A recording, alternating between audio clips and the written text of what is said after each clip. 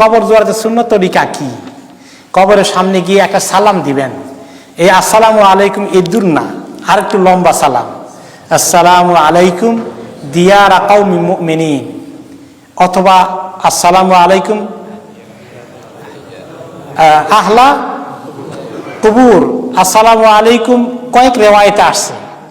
তারপরে আনতুম লানা সালাফ নাহনু বিকুম খালাফ ওয়া নাহনু বিকুম লাহিকুনা ইনশাআল্লাহ, আমরা অচিরেই তোমাদের সঙ্গে জয়েন করব।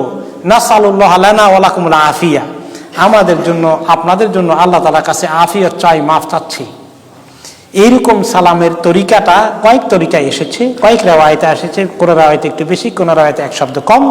এগুলো আপনারা পাবেন হিসনুল মুসলিম দোয়ার কিতাবের মধ্যে। এগুলো পড়লেন। এরপরে কিছু মাইয়িতের জন্য যা দোয়া আছে, এমনকি জানাজার ভিতরে যেটা পড়েন আল্লাহুম্মা ফিল হাইয়িনা ওয়া মাইয়িতানা ওয়া শাহিদানা ওয়া গায়িবানা, এগুলো পড়তে পারেন। এরপরে আরো পড়েন আল্লাহুম্মা গফির লাহু ওয়ারহামহু ওয়াআফিহি ওয়াকরিম নুজুলাহু মাসওয়া ওয়া আসিম মুদখালাহু ওয়া নাওয়ির কবরাহু, এগুলো দোয়া করলেন। একটু 5টা মিনিট দেরি করেন আজান দিতে, 5 মিনিটস ইনশাআল্লাহ। তো এইভাবে করে কিছু দোয়া করার সিস্টেম আপনি ওখান থেকে শিখে নেন, সেগুলো দিয়ে দোয়া করে চলে আসেন। ওখানে অনেকক্ষণ পর্যন্ত থাকতে হবে, তেলাওয়াত করতে হবে, এগুলো বারবার রিপিট করেন। আল্লাহ তার কবরকে জান্নাতের টুকরা বানিয়ে দেন, আল্লাহ তাকে জাহান্নাম থেকে মাফ করে দেন। এইভাবে করে বারবার রিপিট করেন। কিছু কিছু দোয়া যেগুলো আছে পড়তে থাকেন ইনশাআল্লাহ।